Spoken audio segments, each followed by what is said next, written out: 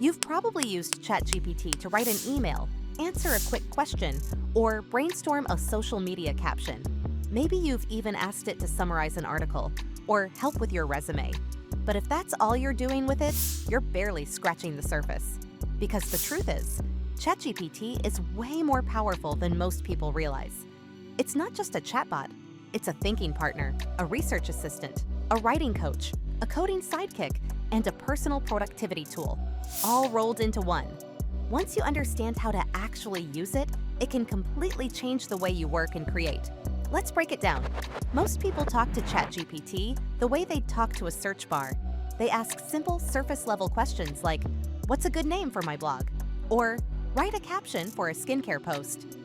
And sure, it can do that, but that's not where it shines. The real magic happens when you learn to have a back and forth with it, like a conversation, not a one-liner. For example, say you're building a personal brand. You could ask like this: "I'm a 30-year-old fitness coach focused on sustainable habits. Can you help me brainstorm content ideas for Instagram that balance expertise with personality?" Now you've given it context. You've described your tone, your audience, and your goals. And suddenly, you're not getting generic advice. You're getting a list of ideas that actually sound like you. And then you can take it further. Great, now turn those into post captions. Can you make this one sound more playful? Or add a quick call to action at the end. This is where ChatGPT becomes less of a tool and more of a creative partner. It's not just giving you results, it's helping you shape them. And it's not just for content creation. ChatGPT can help you plan a trip, debug your code, create a workout plan, draft a cold email, or rewrite your bio. It can teach you how to use Excel formulas. It can explain complex topics in simple language. It can role-play your next job interview or help you prepare for a presentation. It can even write a personalized bedtime story for your kid based on their favorite toy and favorite color. All of this is possible.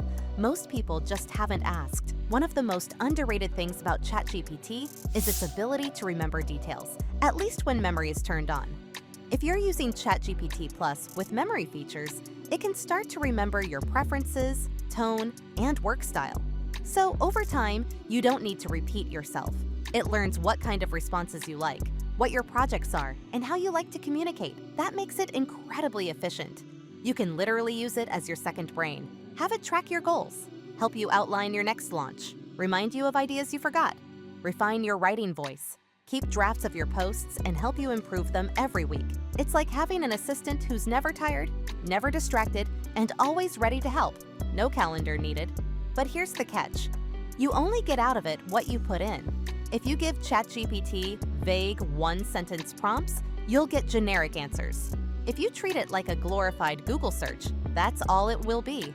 But if you give it context, feedback, and direction, it gets better, sharper, more useful. Think of it like working with an intern. The more guidance you give, the more helpful they become. And no, it's not perfect. It can still make mistakes.